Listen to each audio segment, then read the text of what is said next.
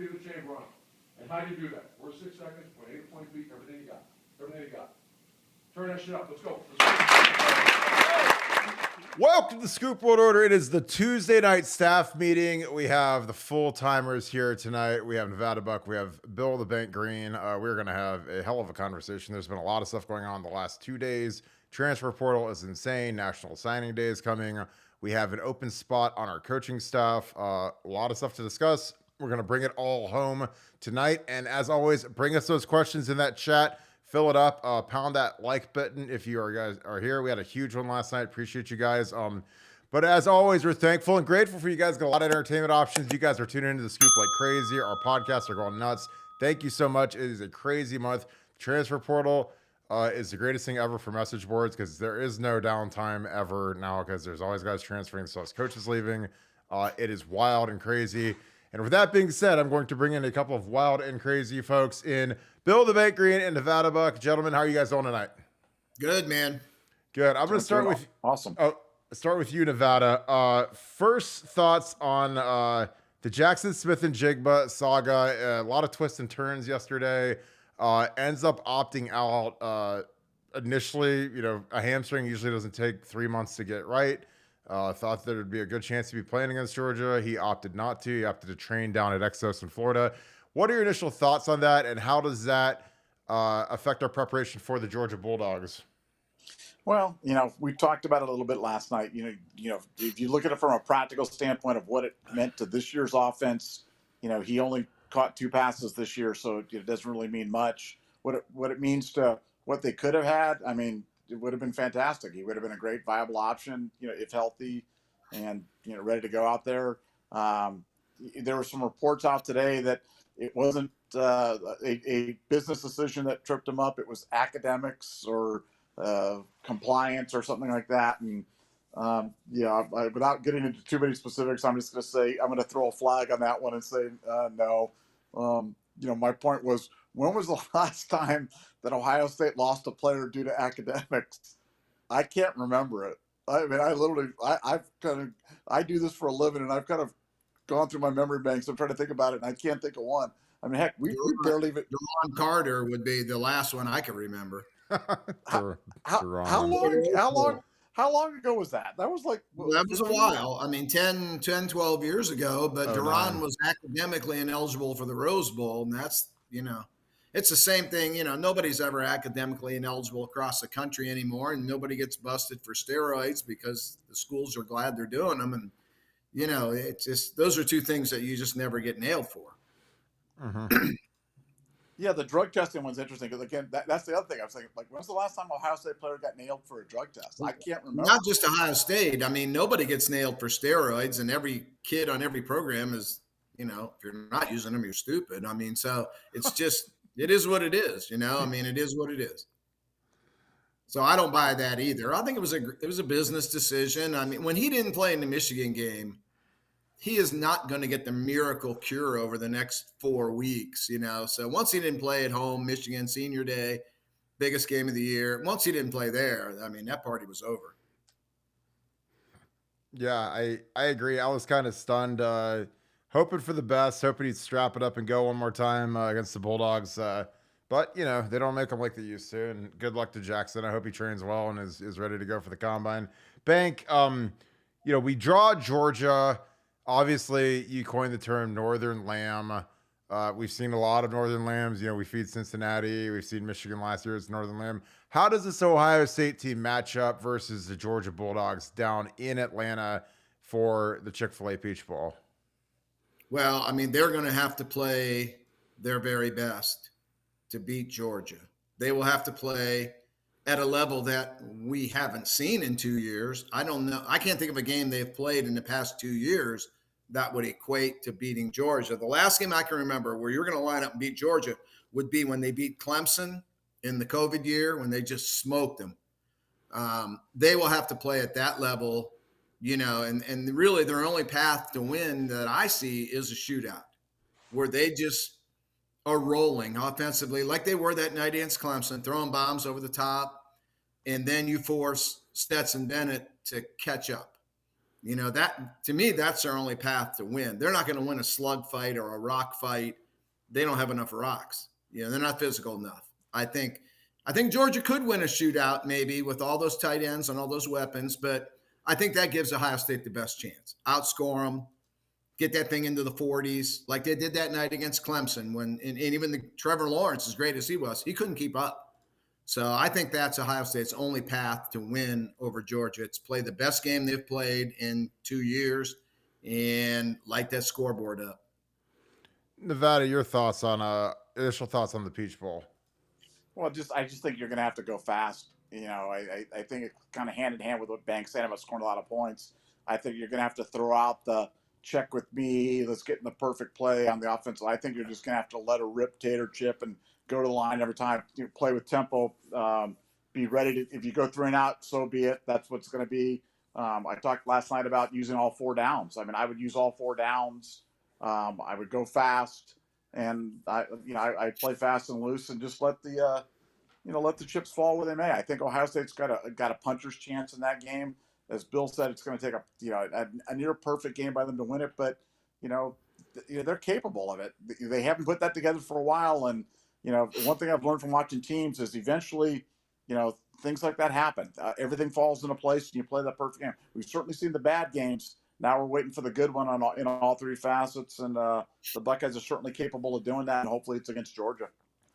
Yeah, I agree. I think they got to go fast. When we played Arkansas in 10, we went no huddle. It shocked them. We hadn't shown a lot of that, and we got off to a huge lead. We almost blew it just because we were screwing around too much. But I think when you have a month, you can basically change everything. Like when we played the Florida Gators, man, they changed their entire defense, and it was like everything we'd scouted they didn't do, because you literally can install. It's like training camp. You can install a whole new defense, and it doesn't have to be the most crazy thing in the world. But if you just install some wrinkles that no one's seen before, these guys have to adjust on the fly in the bowl game, and all the tape that they studied kind of goes by the wayside. So it'd be interesting to see what Jim Knowles schemes up against these guys. I think obviously blocking their interior guys, Jalen Carter is maybe the best player in the country. The defensive tackle is fantastic, and there's not a lot of guys like that walking around in Ohio Bank. I see you laughing, but that guy. He's the chainsaw maniac to the Northern Lamb. That guy's he's a bad dude. But your thoughts on Jalen Carter, Bank? Oh man, I love that guy. Like I say, when you said he's the best player in the country, you kind of think, now wait a minute, and then you take another thought, and it's like, my God, he might be.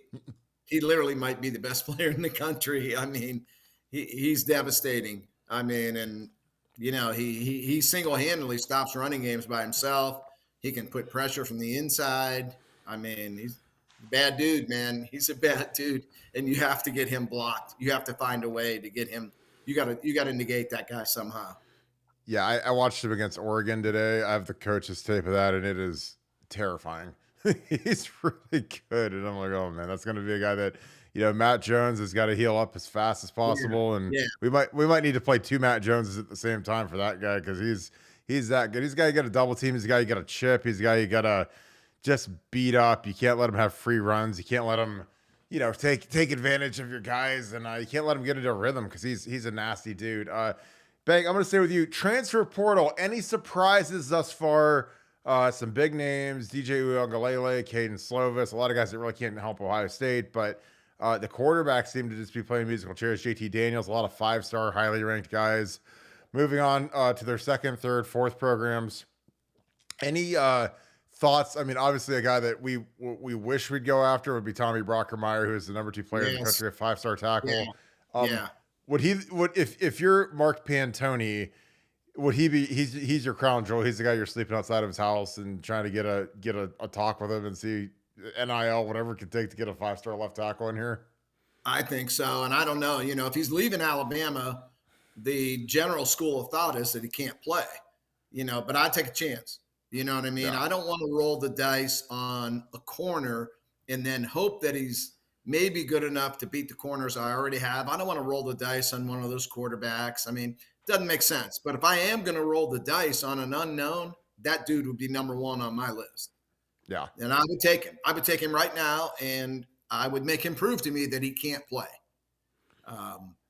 Yeah, I mean, he was really special coming out of high school. I have no idea where he is today, but I sure want to find out. Do you think it's a homesickness issue? Do you think it's a depth chart issue? Do you think, I mean, 'cause his dad was a great NFL player, Blake Yes, Brockermeyer. yes. Um, I mean, he's got the genetics, he's got the temperament. Does he just want to go home to Texas and be a Longhorn? I mean, that was my Well, I initial mean, thought. yeah, the school. I mean, you also there could be that maybe he's just not very good, and maybe Yeah. everybody was wrong on him, or maybe he doesn't apply himself. Maybe he's lost his desire for football. I don't know. Yeah. But like I say, if there is a case, and I'm going to take a kid that I don't know something, he'd be the guy rather than just rolling the dice to bring another DB in here. If you don't know, the kid's great. You know what I mean? If you see Jahmyr Gibbs in the transfer portal, you feel pretty good about taking him. You know what Yeah. I mean? You don't need to look at too much film. So I would roll the dice on Brockman. I really would. I mean, with their tackle situation heading into next year, I'd bring him in, and if he can't play, then you would say, "Oh well, we messed up." Yeah, I agree. Nevada, are there any guys that have hit the portal that you say, God, I wish we'd go after him hard. God, I wish we'd, be the aggressive team, be the kind of the tone setter. I mean, Trace Ford's a kid from Oklahoma State. Jim Knowles' guy played some jack for him. That's a guy that he obviously being an Oklahoma State defensive player piques a little bit of interest. Anyone that piqued your interest, Nevada, if Drake May hits the portal, which it doesn't seem like it's going to happen, upset the apple Yeah, cart. Is it? Go ahead. no, but to me, it's a more of a philosophical thing, and I think what Banks expressing is one point of view, and I totally understand it and get it. But for me, I would just be using the portal for guys that have proven themselves at the college level, and that you can take from smaller schools. When a guy leaves Alabama as the number 2 player in the country, left tackle, going to me, that just throws off so many red flags that I'm just not sure that that's the profile of the guy that you're going to have success with. I think, getting somebody from a Miami of Ohio or from a Toledo or from, one of the smaller schools, from a Tulsa or from a smaller school that's played well, that you've got 3 or 4 years of college tape on, that's coming as a graduate transfer or, upperclassman. To me, that's where I'd be using the portal. I think that's where it can be the most effective. I understand how attractive it is to kind of look for some of these kids who are highly ranked coming to college, but man, uh, I just can't believe, maybe I just can't wrap my mind around the fact that Saban would let some sort of transcendent talent walk out the door. And maybe I'm giving him too much credit, but that's just my kind of point of view on the thing. I just think that if a kid's leaving Alabama, it's probably for a reason, and the reason's probably not something that's beneficial for Ohio State. But again, maybe that makes me a dumbass, and I've been a dumbass before, but I don't know. I'd look for more proven kids.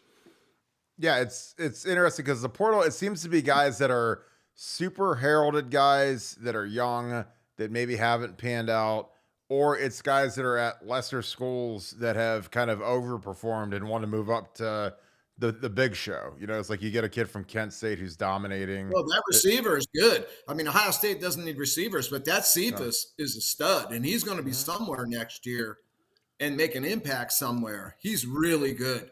But, for Ohio State to go after him makes no sense with their receiver room.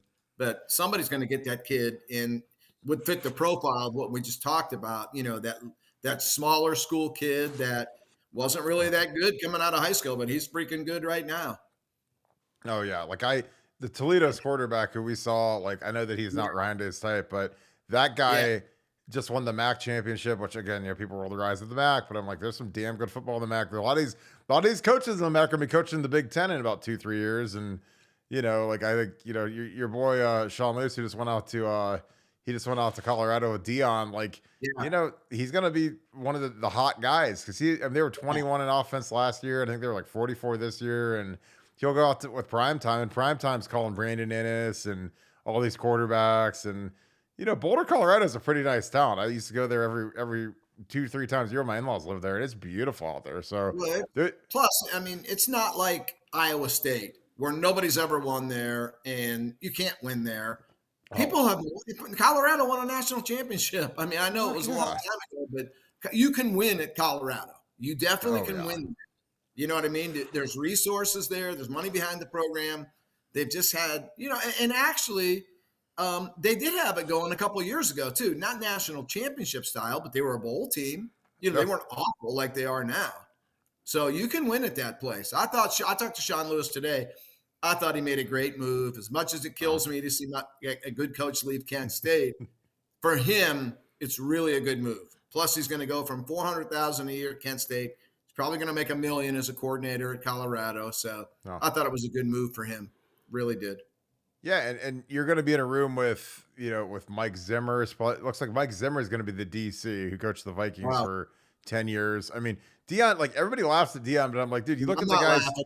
I'm not laughing either. It's like, it'd be like if they made Bill Greene the head coach, then he shows up and he gets Belichick as his DC and he gets like Sean McVay's OC. I'd be like, I was like, everyone might think Bill Greene's a dumbass, but he's smart as he's the Cheshire cat grinning because he's just like, I put all these guys around me that are NFL guys, we'll be here for a year or two, and then we'll go to Auburn. And then we'll go to, Florida or Florida State or Miami. Florida State someday, yeah.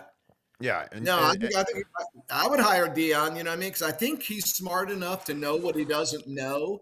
Like, I don't think Deion's going to take over the offense and be the play caller or take over the defense. No, he's going to assemble guys that can do that. He'll be the talent collector. And he's going to, it's a beautiful place. If you can just get kids to visit there, it is a beautiful place. So, I think he can, and like I said, it wasn't that long ago. They were a 7-8 win team in the last 7-8 years. So he'll get them right again, if he doesn't leave before he gets them right. Yeah, I think it's the prettiest. I mean, it's one of the prettiest campuses, like the most scenic. Like I said, I used to go to a Boulder, a Colorado Buffalo home game every year. It was because my in-laws had season tickets because it's just kind of like bullshit. It's not like Ohio State where people kill, they give their firstborn to get Ohio State tickets. Like Colorado, you can just walk up to the gate and buy season tickets. It's like buying Cleveland Indians season tickets. Like it's not hard like it was in '94. Nevada, I'd love your take. How do you think Deion's career arc is going to go? Are you as high on him as Bank and I? Are you a little lower? What's your thought? Because from a recruiting dynamic standpoint, I mean, seems like he's pretty good. I mean, there aren't going to be many guys that can relate to these kids like Deion can, but, do you think he's a flash in the pan? Do you think that the Jackson State thing was just because he had overwhelming talent? What's your thought on Deion as he's moving up the ladder? Yeah, I'm not as high on Deion as a lot of people are. Do I think he'll have success? Yeah, I think by definition, just because the bar's pretty low, and as you guys said, you can be successful in Colorado, just adding a little bit, adding some pieces. I do ultimately think he ends up at Florida State, but with a guy like Deion, to be being a great college football coach is not easy. And if just being a great player, made for great college, I'm trying to think about how many great players have ended up as great college football coaches, and it's not a long list. I'm straining my mind to even think of one, and I can't come up with it. So if Deion Sanders did it, it would be he'd be the first one that I can remember, and or certainly one of the few. So I'm probably not as optimistic about him, but he's sure going to be fun. He's going to be fun. It's good for the game of college football. It's good for Colorado. They'll have a lot of fun there, and I do ultimately think he'll be the head coach at Florida State. And boy, that will be a spectacle to see him back at Florida State, because college football was never more fun than when prime time was playing at Florida State, and nobody had it going better than Bobby Bowden did it. I remember the stat, but it was something like 15 straight years in the top 5 or some ridiculous stat like that. I mean, they were so good, and I think college football is better when they're good, and Prime would be a lot of fun in that position. It would be a lot of fun to see what he could do. Yeah, well, speaking of prime time, I'm going to throw this back to you, Bank. Your boy, Uncle Luke, was seen on Twitter today with one Tom Herman, the new head coach at Florida Atlantic. And speaking of prime time, he's with Ed Warner, who is Neon Deion Sanders Part 2, 2.0. Ed Warner, Neon Edward Warner. They're back at FAU. Thoughts on Tom Herman getting back in the game? Because I worked with Tom.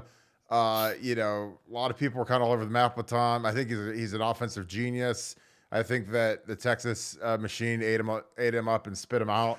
But he got Bijan in there. He got some good players in there. But Texas is a different animal for those guys, and there's a reason why they go through coaches about every 4 years. Your thoughts on Tom Herman getting back in the game?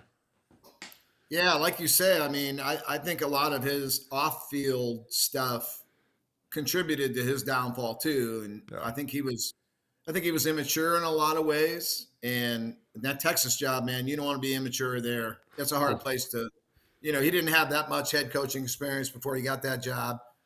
I think Sark's finding that out now. It's a tough job. So, but to speak on FAU, you can win at FAU. Okay, beautiful stadium. Out of this, when I say you can win there, like Colorado, you can win at Colorado. You're going to beat Alabama? No, but you should be able to beat Oregon State, beat Arizona. You know what I mean? That every job has a ceiling. So Colorado, I think Deion can hit that 7-8 win ceiling. FAU, I mean, for who they are, you can definitely win there. The campus is out of this world. They have money behind them. The stadium is crazy good, how good it is. So, yeah, I think it's good for Tom Herman. He had to fall back, and you get to the top, you get knocked back, and you work your way back if you can.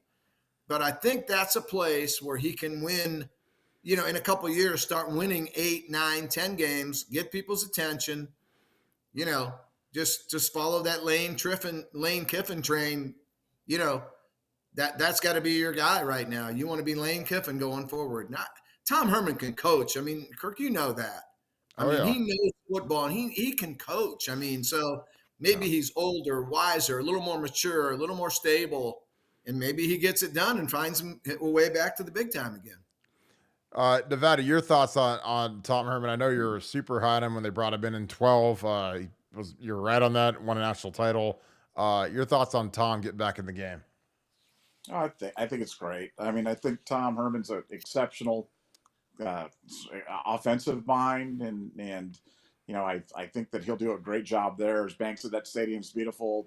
The talent pool he's going to have to draw from is vast, and I think he'll win big there at FAU. And again, it's one of those situations where there's a horse for every course, and that's a good spot for him. And Tom Herman's not even close to being done yet. I mean, you look at the rehabilitation job on Lane Kiffin, and now he's one of the most coveted guys in college football. Tom Herman will be back there as well because those guys are peas in a pod. They both win. They both understand offensive football. They're both flawed individuals off the field, but they're sure fun. And I think Tom will do a great job in being you talk about the Auburn job. I could see Tom Herman in the Auburn job. I mean, that's a guy that Auburn's not above hiring a guy like Tom Herman. I can tell you that. Yeah, the interesting thing is when you bring up Lane Kiffin, is I had a little birdie talk to me about the inner workings of Alabama and the Auburn job, and Lane Kiffin was a hot rumor. And the hot word on the street is that Lane Kiffin is eyeing Alabama because Nick Saban, even though everybody thinks he is immortal and he might coach until he's 90 years old, at some point he has to retire. And a big reason why you don't take that Auburn job is because there's a big old clause in it that says you cannot leave for Alabama, or you got to pay $100 million clause to leave for Alabama or something insane. You can't leave Auburn for Alabama because that is like, you don't talk about Southern pride being hurt, mortally wounded. Like you can't, like if you're set up to coach Ohio State, you can't leave to be the go-ahead coach at Michigan. So Bank, if you had to take a guess, and I know your boy Nick has probably got another 5-10 years left because he's not slowing down much, and he probably should have made the playoffs this year. Despite the 2 losses, they are one of the 4 best teams. But that's kind of the name of the game. Who do you think succeeds Nick Saban after he retires? I think it could happen in the next year, 2, 3. I mean, would it shock anyone if after signing day he tenders his resignation in February or March? It wouldn't shock me. I mean, at some point, don't you want to enjoy the rest of your life? Or maybe this is what he wants to do until he dies. I don't know. But I think Lane Kiffin is the top choice. Oh. I mean, he can recruit. He can obviously coach. I mean, he brought that ragamuffin team into Ohio State a couple of years ago. Man, they played Ohio State well. They were so well coached. I mean, he's just been a teenager all his life. But between the lines, I mean, Lane Kiffin is a great coach. So I would think he would be the front runner to get the Alabama job. If it happens in the next year or 2 or 3, if Saban goes another 5 or 6 years, then, how they cycle these coaches. You're hot today, you're cold tomorrow. Who knows then? But I think if it happens in soon, then I think Lane Kiffin would be perfect for them. Nevada, your thoughts on the Alabama job? Should it ever come open again? Nick Saban might be a cyborg. He might coach for another 25 years and just keep winning titles. But what are your thoughts on who replaces Nick Saban? Well, I think whoever replaces him, that's going to be tough because following a legend in a spot like that, I don't think you want to be that guy that does that. And that's the one thing I'll say about Kiffin. I think Kiffin's too smart to do that because anything that Lane would do in Alabama that follows St. Nick would be a bitter disappointment. And I'm not sure he wants to put himself in that spot because the guy that follows Saban's going to get fired. And then it's just a question of who picks up the pieces after that. So maybe Lane doesn't take it next. Maybe he puts somebody else in there, and then he's the head coach after that. But following, like I said, we talk about expectations here at Ohio State and how high expectations are at Ohio State. We know how brutal the fan base could be, and how demanding they could be, and we've won three national championships in 53 years or whatever it is. I mean. Yeah. Saban wins one every other year, and they missed the playoffs one year, and it's the end of days. So I cannot even imagine the pressure to follow him. I don't envy anybody that responsibility. Yeah, it's going to be spectacular to see who gets that job. I just think that it's when you follow up a legend, man, you're not going to top what they do. You're not going to top Nick Saban's legacy. I mean, you probably won't even come 25% of it. You're not going to win 7 titles in however many years like he did. I mean, I don't know if we'll ever see an era like that again with NIL and with the portal, unless they regulate the portal and they shut it down a little bit. How do you keep these guys? Bank, we talk about recruiting, we got to get 5-star tackles in here, but hell, their 5-star tackle just walked out the door and he's a freshman. It's like, you're waiting for him. They bring in the transfer from Vanderbilt. He started at left tackle this year. JC Latham started at right tackle. Good shot. You move Latham to left tackle next year. Vanderbilt kid moves on. Open tackle spot. And your guy that was the number 2 player in the country just walks out the door. Talk a little bit about that. Are we ever going to see a run like what we've seen with Alabama in the last 15 years? Oh, I think it's impossible to do what he did. I don't think so at all. I mean, it's amazing. And then you think, he lost the national championship on the last play of the game on the illegal pick to Hunter Renfrow. Yep. I mean, there's another one there that he would have. I mean, you talk about these national championships like they're nothing. I mean, they're so hard to win, and he's throwing a couple away too. So no, you're never going to see this around again. It's totally impossible to do. He is college football. He's the greatest ever, and it is what it is, man. And I think a lot of people are going to be glad to see him go, unless you're an Alabama fan. But it'll open everything up for everybody. It opens the field up for everybody else. Oh yeah, I mean, it's crazy. It just levels the playing field. I mean, so on one hand, I'd like to see the guy coach till he's 80 and just keep rolling him up. He's so great. I love greatness. But on the other hand, I mean, it would sure open the field up for everybody else. Yeah, it'll be a sad day when he retires, just because you admire a guy that's still old school. There's not many guys left that are old school that hold guys accountable, that are tough like that. And again, it's hard to do that if you don't have the clout and the credentials he does. He could point to all the trophies and say, "Look, you're going to do it my way, or you can go take the bus back to Texarkana or wherever you came from, Florida." I mean, or because most young coaches, they can't do that because they don't have the clout that Saban does, and he's like Belichick. Like, he's not going to change for anybody. He's too old. He doesn't care. And it's going to be interesting. So you've got a projection, Bank, on the coaching staff opening. Kevin Wilson, our offensive coordinator, has moved on to the Tulsa Golden Hurricane. He was introduced today. Did a great job at his press conference. Going to miss Coach Wills, one of my favorite guys I've ever talked to. Great offensive mind. I think he's a guy that was underutilized because he should have been the primary play caller, but Ryan Day is our primary play caller. Your thoughts on who takes that spot as the tight ends coach? Yeah, first off, completely agree with Kevin Wilson. What a great guy. Got railroaded at Indiana, and they've paid the price for that. And he's just a great guy. I'd send my grandson to play for him in a minute. I mean, So yeah, props to him. Hope he does great.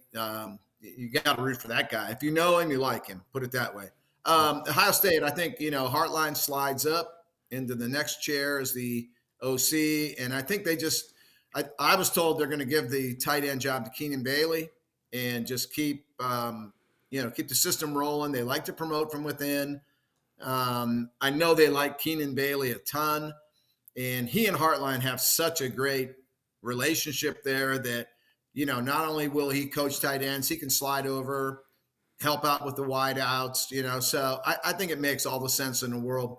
Seamless transition. He knows the Ohio State way, knows Brian, knows what Ryan Day wants. So I think Keenan Bailey to tight end, getting him on the field full time, I think it makes all the sense in the world. And I think that's what's going to happen.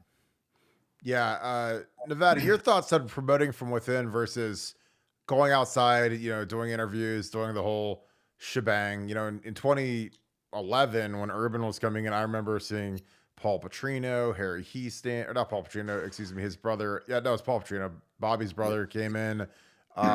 Chad Morris, Harry Heastand. There were interviews. I mean, there were, Jay Paterno. I saw 100 resumes come across our fax machine, and I was looking at all of them. I was like, oh wow, that guy Trooper Taylor, Banks Boy Troop. We had some guys that are coming in there looking for jobs. And your thoughts on doing a full interview process and vetting guys versus just promoting someone from within who's a known quantity? Well, I asked myself, what would Nick Saban do in this situation? and Nick Saban probably wouldn't promote the guy that was the former intern from inside. He'd probably go out and get a ex-NFL head coach to slide into that job or something like that.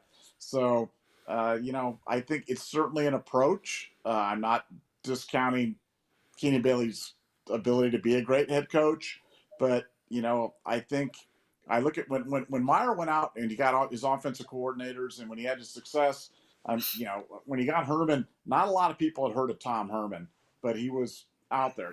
When he went out and got Ryan Day, not a lot of people had heard Ryan Day, but again, he wasn't sitting in some cubicle at the Woody Hayes. He went out and got somebody that could challenge him, could challenge people within the organization, and give kind of an outside perspective on things. And, for me, I think especially with an organization, let's be honest, for Ohio State right now, we're kind of at a crossroads. There's some questions about, are we tough enough? Do we have enough? Do we have enough to take it to the next level? Has Michigan caught up with us? Where are we going?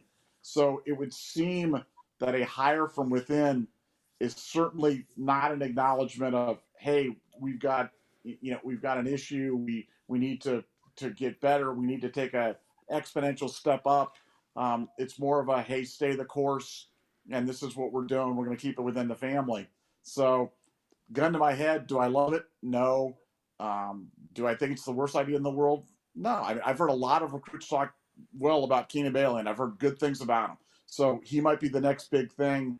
Brian Hartline was just a GA or a QC. No, a QC. Yeah. So there was nothing that was guaranteed about Brian Hartline being a legendary recruiter, and he had to start somewhere. So why can't Keenan Bailey do something similar?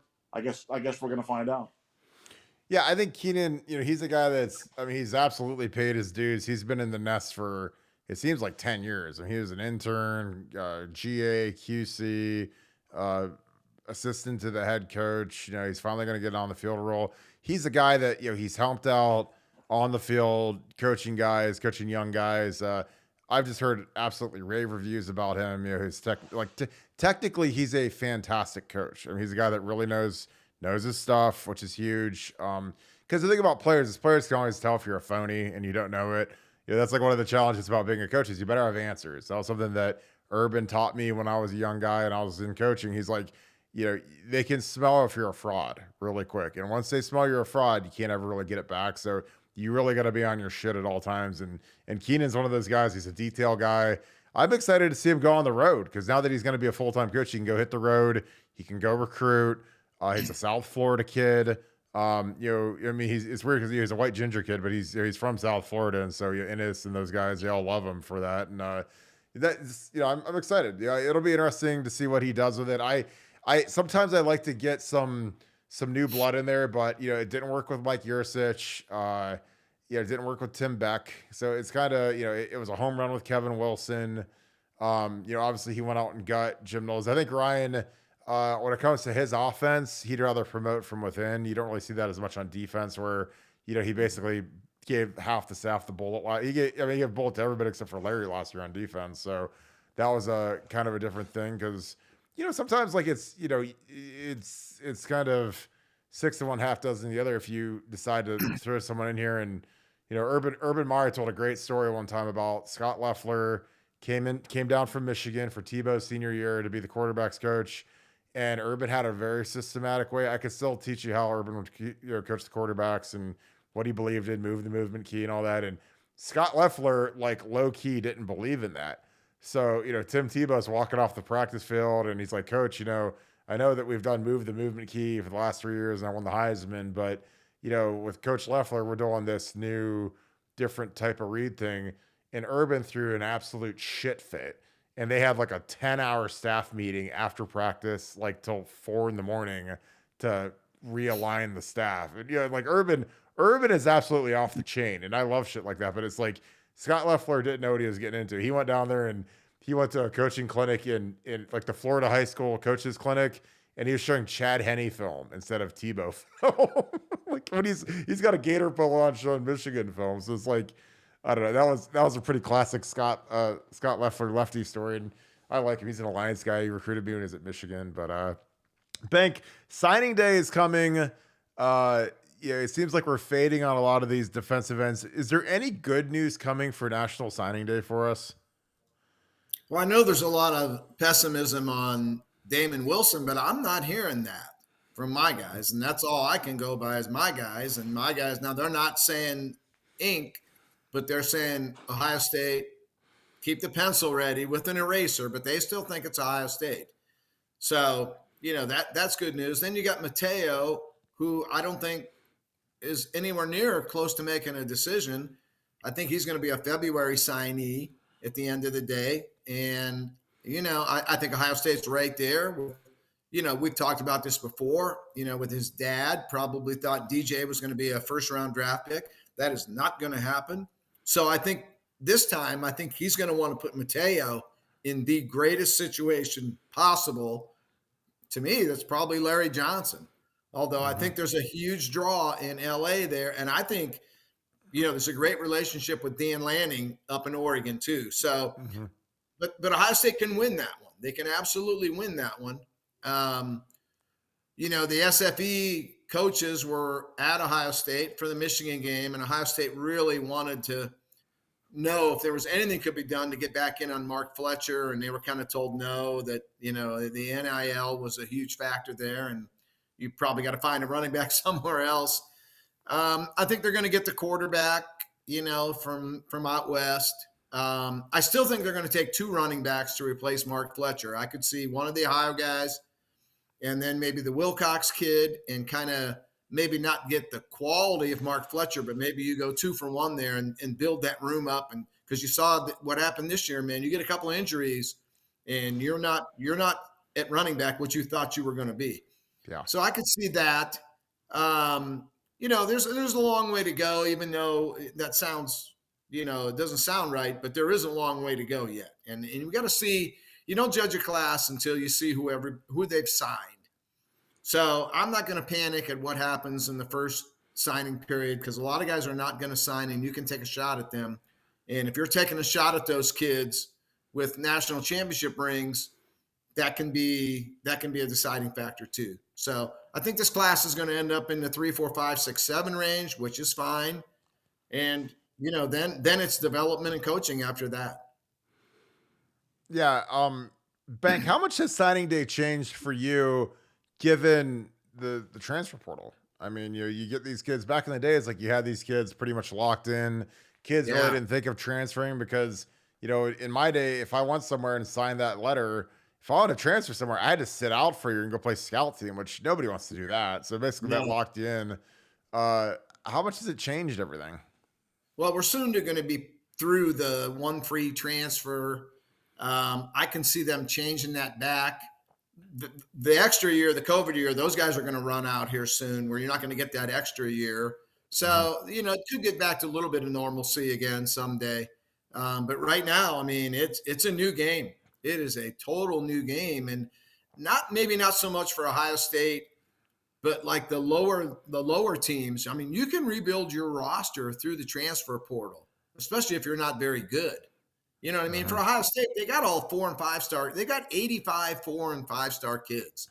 So how many of those 1,000 kids in the transfer portal are better than what you have on your roster right now?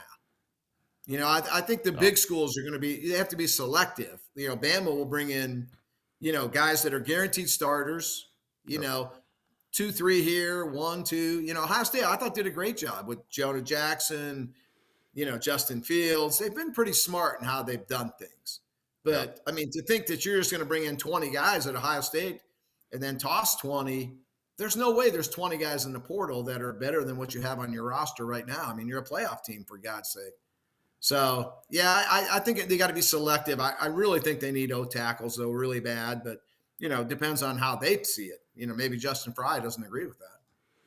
Yeah, I agree. I think the only time you can do that big overhauls if you're like Lincoln Riley and you just got to cleanse the roster and go out and just throw stuff against the wall, and you don't have any allegiance to the kids that are already there. I mean, you're new coach. You're showing up, man. You go through winter workouts. You kind of see what you got on the hoof, and then tell about half those guys to leave. Like with Urban, he was obsessed with getting rid of the dead wood. We had a lot of dead wood on the roster, and he wanted that dry rot. You want to get rid of that fast and get some guys in there that were fast and in shape and could play and hit. Nevada, your thoughts on how the portal has changed signing day? Because signing day, like back in the olden days, like when I signed and stuff, it was damn near like Christmas. It was like a national holiday.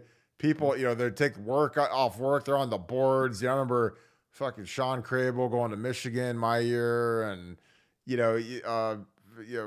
there's just been so many great moments, Fred Davis, like there's been so many great moments in signing day. Cause even when you're a player, even when I was a player, I was a recruiting fan too. Cause I just want to see who we were getting. Like, are we getting anyone good? Are we getting guys that suck? Like, who do I get to run with? I liked recruiting because it was like, it's kind of like, when these guys in the NBA all want to team up together. Like I wanted to team up with really good players. I was excited when we got Ted Ginn and he committed. I was excited when we got Beanie Wells and he committed because that makes my life a lot easier when you have a really good ass running back instead of having some turd that falls down and can't break a tackle.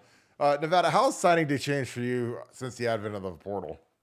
Well, I mean, you first have to remember there's 2 signing days now. So it's, you've already diluted it 50%. And obviously it's nothing like, I mean, I harken back to the days when January 1st used to be the best bowl day of the year. Just sit down and just watch all the bowl games from morning till late at night. And I just thought that was so much fun. Well, signing day was kind of like that, but as a recruit, Nick, like I was, it was.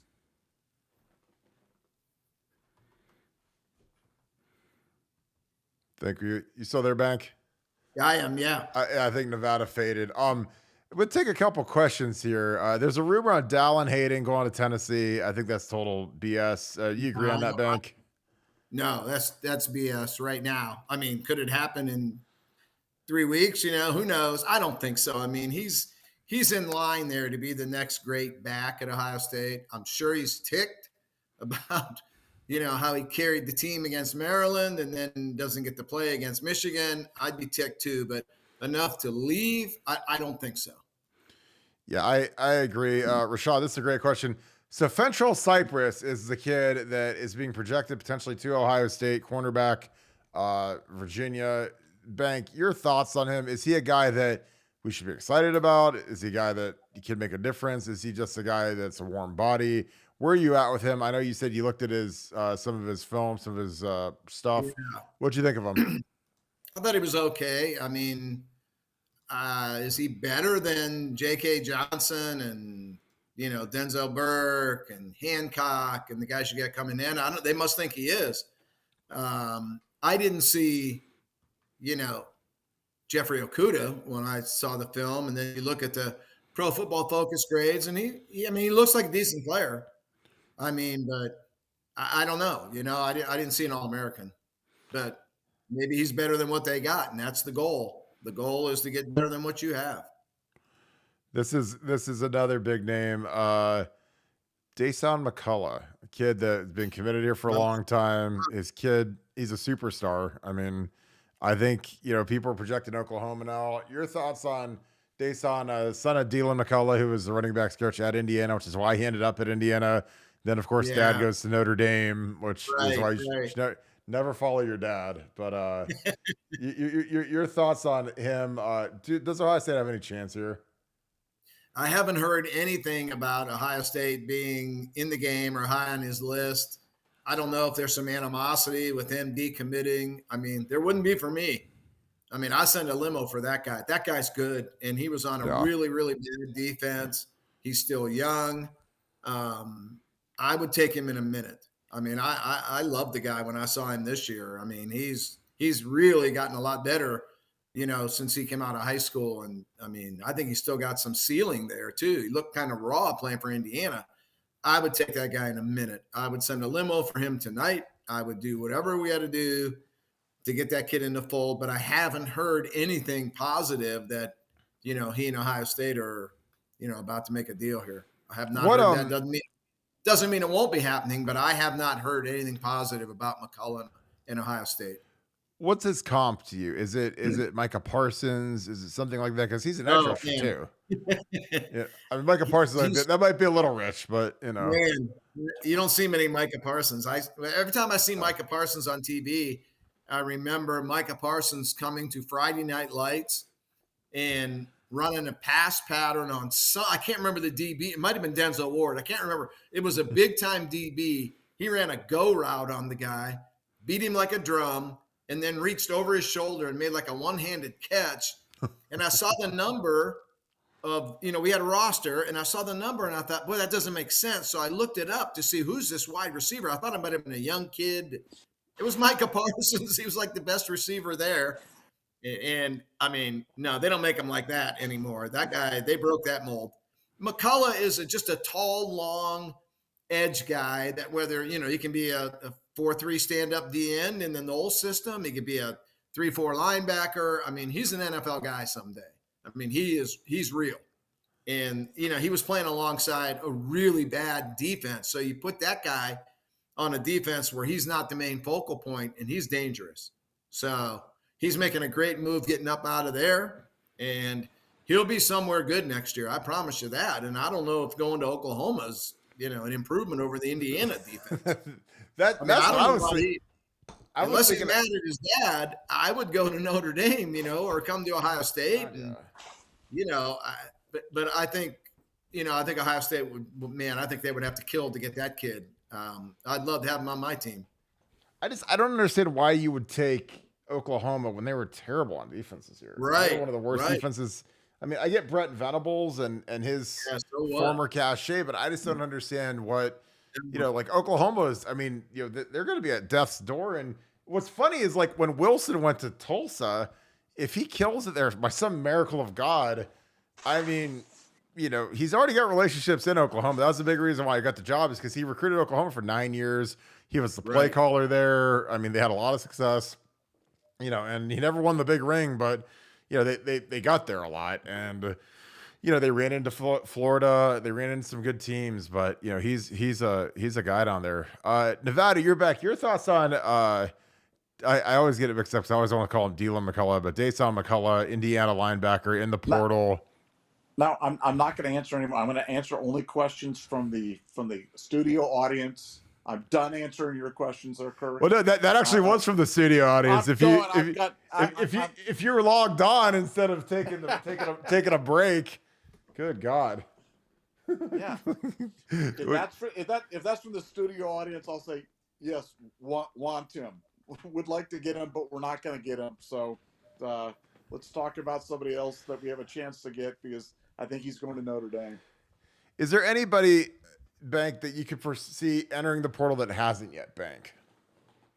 No, and I kind of scanned that list. I mean, the list just goes on and on and on and on and on. And I just don't see Ohio State with a lot of holes. And maybe I'm wrong. I mean, they're a playoff team, for God's sake. I mean, and I think O-line is the one thing I think that could be a trouble spot for next year. But everywhere else, man, I think they're in pretty good shape. They got a lot of young talent and a lot of guys coming back. So I didn't see a lot of holes. But, like I say, you let Stover jump into the portal. Let Tommy Eichenberg jump in, or not portal, but let him go early to the NFL. Let Eichenberg go early to the NFL, and now you have a hole. So I think it can be easier looked at by Ohio State once you get through the playoffs, and then you're going to know what your roster is going to look like next year. But right now, other than JSN, I mean, you're not going to get any. You're not going to get any starters opting out, so you're not going to know what they're going to do regarding NFL. Yeah, I totally agree. Nevada, do you think Larry Johnson will retire after next year? Well, after next year, that's a great question. I think, maybe, but I mean, he's kind of outlasted, the most optimistic expectations about him being out here. And I think, he wants to coach until he's no longer able. And, as long as he keeps bringing in some of those young kids, I know he promised JT and Jack Story he'd be here until they graduated. Will he make a similar promise with somebody like a Wilson or a Mateo? Who knows? But I think he's going to be here for a while. But I want to go back to an earlier, not a related topic, but we were talking about this whole theory of, the portal and how actively you mine the portal. And it's going to be interesting because I just have in the back of my mind that this just feels like kind of a sea change to college football. And it was kind of like when Saban started using the medical red shirts or over-signing or doing some of these other things that he did. And, people say, oh, that's going to destroy continuity. It's going to destroy relationships with college coaches. You're not going to get recruits because they're going to be mad. And, boy, he parlayed that into some wild success. And I just kind of feel like the portal, while you might not be getting 10, 12, 15 guys, I think it's going to be more than one or two. I think it's going to be, if you need a linebacker, you go get a linebacker. If you need a defensive lineman, you go get a defensive lineman. And, maybe the good teams are more aggressive in that area. Maybe it is more like NFL free agency. And I just have a sneaking suspicion that the teams that can get ahead of that are going to be the ones that are going to prosper, because I think looking at it as just like the old days of just one every 2 years or something like that. Boy, I just feel like we're going to get left behind. But maybe I'm wrong on that. But I think somebody's going to get really aggressive on the portal and get really good really fast. Bank, your thoughts on that? You agree, disagree? Well, I don't think the answers are in the portal right now. I think the backroom stuff is what works best. You know what I mean? Like any kid jumping in the portal now is desperate. But like I say, there's going to be a quarterback that is going to play in a bowl game here soon that I know is going to leave his school. His school may not know it, so I can't give the name. I don't want to burn anyone or anything, but Wisconsin is in that mix. Florida's in that mix with Anthony Richardson leaving. And I say that just to say that these are the kids that can impact you. You know what I mean? It's when you find out that linebacker that started this year, you name the school, you find out that he wants to leave. He doesn't put his name in the portal. He's not desperate. He lets it be known, I'm willing to go. You interested? So I think the behind the scenes ones are far more interesting than just the kid that throws himself in the portal and is totally desperate. That wouldn't be where Ohio State would go. I think Ohio State will go. It'll be a name that, we don't know of. It would be a behind the scenes guy, not a guy that just threw his name in the portal and is looking to get, Twitter messages tonight. So we'll see. But I would want to get better than what I have. The same thing as I would want from my coaching staff. Okay. I want it, and if Keenan is the best wide receiver coach in America or tight end coach in America, then I want him. If Corey Dennis is the best quarterback coach in America, I want him. Hartline, I think, is the best wide receiver coach in America. I want him. Larry Johnson, I want him. If you're telling me that, Walton is the best DB, then I want him. So that's the way I feel. I feel the same way about players. Okay, you want to win a national championship, you better have the best you can get at every single position on the field. So yeah, I'm all for that.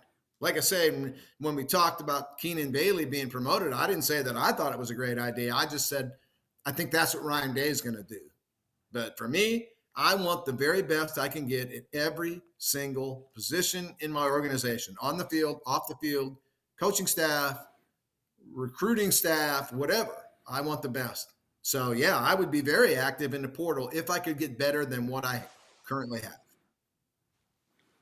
I totally agree. I mean, I think that like the one nice thing about the portal now is that the guys that kind of check out and guys that get beaten out by younger guys, they're probably going to get processed and pushed into the portal, which I love because when I played, there were too many guys that like if they were third year sophomores, redshirt sophomores, and they got beat out by a younger guy, redshirt juniors got beat up by a young guy, they just kind of coasted. They did as little as possible. They still got their check. They still got their sweatsuit. They still got to run out there and stand there and do all the bullshit, but they just didn't care anymore. And it's like now with the portal, those guys get harvested and sent out to the pasture, which again, I love that because I think guys need to earn their stripes. I think guys need to, develop. And again, everyone's got a ceiling. Like not everybody's going to be Orlando Pace. Not everybody's going to be whatever, but it's just, it's tangible when guys stop working. You can see it when guys stop caring. You can see it. And that was one thing that was great about Urban. One of the few things that I liked him more than Trusky. Trust is my guy, but like Urban didn't put up with that. And those guys were gone. And I actually loved it because he put a lot of pressure on those guys. He made their lives a living hell until they got out of there. Stick with you, Bank. Trey Easley question. Can the Buckeyes win the line of scrimmage versus the Georgia Bulldogs? That is a hell of a question. Bank, start with you. No, I don't think so. Maybe stalemate them a little bit. Maybe, when I think of winning at the line of scrimmage, I mean, I don't think that's the Ohio State advantage in this game. I think the advantage has to be with Marvin Harrison and Stover and Igbuka and hopefully Henderson on the out. I mean, I think that's the Ohio State. You just hope to get a stalemate at the line of scrimmage. You're not going to dominate Georgia up front on either side of the line. You're hoping to get a stalemate there, and then you hope your athletes, take charge. I mean, LSU threw for a ton of yards on Georgia the other day. Oh. So maybe they're vulnerable back then. I'd sure want to find out. I mean, I just don't think, when I think of winning at the line of scrimmage, I think of it as just a rock fight, slugfest thing, and that ain't going to happen. Yeah. But winning enough that you keep CJ upright, yeah, I hope so. And then get the lead and get Georgia out of their game where you're making Stetson Bennett throw it 40 times, 45 times, trying to catch up. Then the line of scrimmage is not as important as it is when they're just mashing you down the field and they get out to a big lead where they just choke the life out of you. So I don't think Ohio State advantage would be on either line of the scrimmage. I think their advantage will be Marvin, Harrison, Igbuka, Stover, Henderson, those guys, skill. I think you have to outskill them, and I think Ohio State has NFL skill. Nevada, same question. Can Ohio State win the line of scrimmage versus Georgia Bulldogs? Well, I think you're just going to have to out-scheme them. You're going to have to have plays that influence plays where you're not having to block those guys, or you use their natural aggressiveness against them. And we've talked about it earlier in today, but I think tempo is a great equalizer on that, especially those big guys. Let's see if those big guys can, play hard, play after play after play, going fast like that. If you can get them kind of, running around, huffing and puffing, and kind of do something, you're going to have to do some creative things. But it's like, you're not going to just do it by just assaulting. It's like the Zulus attacking Rourke's Drift in Zulu. You're not going to go up against an entrenched position and have good luck doing that. You're going to have to out-scheme them, outsmart them, do some things a little bit clever because they are formidable defensively and offensively. We got handled a little by Michigan, so we're going to have to do some things differently against Georgia. Let's face it, we're going to have to take some chances on both sides of the ball. And you have a little bit of good luck. We didn't have a lot of good luck against Michigan. I know luck didn't win the game, but sometimes good luck can help you stay in a game, keep a game close, and kind of get into the second half into the fourth quarter, and maybe you steal one. And we're certainly good enough to do that. And we're due for some good luck. We're due for some good execution. And I really think we're going to play well against Georgia. I think the biggest key on all this stuff, when you take away all the noise, is I really do think that Ohio State can approach the game as an underdog. I think Ohio State has traditionally been a great underdog spot. And I like Ohio State as an underdog, and I like Ryan Day as an underdog in this game. And I think that'll really work to our advantage. All right. Well, we are going to wrap this up. Bank, final thoughts. You got your big chat on Thursday. We're about, 3.5 weeks out from the Sugar Bowl. Got signing day coming up. Any final thoughts on the Buckeyes? Any surprises coming up? Bowl season is about to be here. I know you love watching these random crazy ass bowl games. But just your general thoughts, and then you can save the rest of it for BuckeyeScoop.com. Yeah, the thoughts I would have tonight would be Matt Jones, Trey Henderson, Mayan Williams. Where are those guys at health-wise? I don't know right now. I don't know if you know, or Nevada knows, but no. That would be the most pressing thing I would have right now. Are those guys playing? Are they 100%? Are they 70%? Where are things at right now health-wise with this team? The nice thing is you got the Jackson Smith and Jigba news early. You didn't get it like Charles Bentley gave it to you before the South Carolina game with 5 minutes before kickoff. So you've got time to adjust that. Now, you haven't had him all year anyway. So, but I want to know, they need Matt Jones, man. He's so important to this team. And, of course, those two starting running backs, man, you need those guys carrying the load at 100%. So that would be my thoughts right now, is trying to track down health over the next couple of weeks and trying to figure out where those guys are at.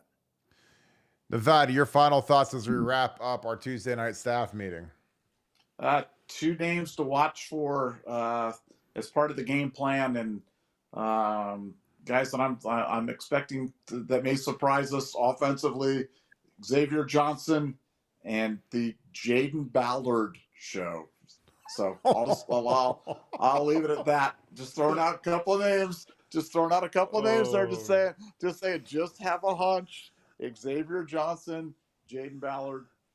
We'll see what happens. See if Nevada's right on this one. I would love that, because I don't know if Jaden, of all the guys I thought would get more burn this year, Jaden, Heartline plays 3 receivers and that's it. Those guys got to ice their hamstrings after the game because they're running 65 plays a game. They used to have a pretty deep rotation last year with Garrett and Olave and Marvin, and this year it's like you play 3, maybe Xavier, and I think Jaden plays about 5. They don't even put Jaden back on punt returns, which is stunning to me because he's a big athlete, but they keep Emeka back there.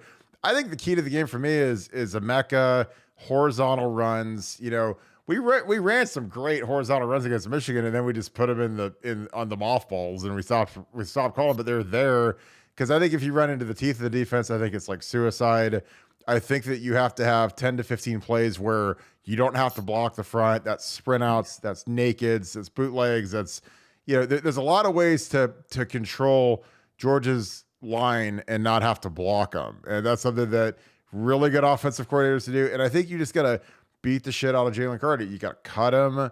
You got to double team him. You can't single him up against anybody because he will win.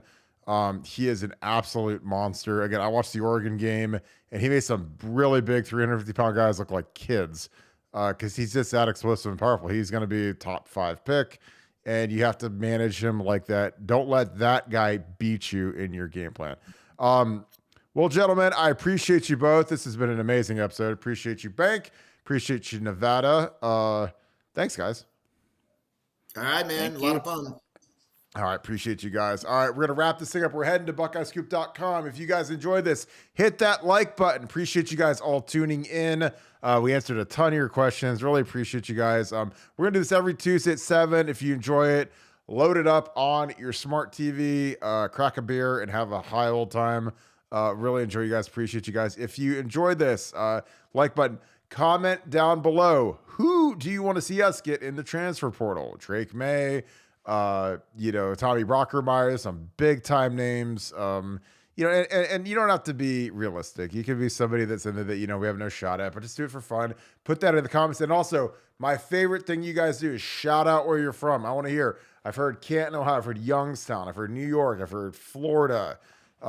Shout out where you're from. Put it in the comments down below. Appreciate you guys as always. If you enjoy this, If you are the biggest Buckeye fan that you know, we've got a place for it. It's called BuckeyeScoop.com, the #1 premium experience for Buckeye fans. We talk Buckeye football 365 days a year. We have Nevadabuck, Bill the Bank Greene. We have the best insiders. We have the best recruiting info.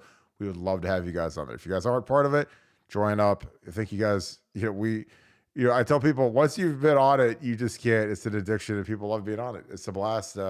First thing you look at when you get out of bed, last thing you look at before you go to sleep. I mean, it's fun. So appreciate you guys as always. We will see you on BuckeyeScoop.com. Thank you so much, Buckeye Nation. Thank you, Scoop family. I will talk to you guys tomorrow. Appreciate you guys as always. Have a great rest of your day. Go Bucks. Beat the Bulldogs.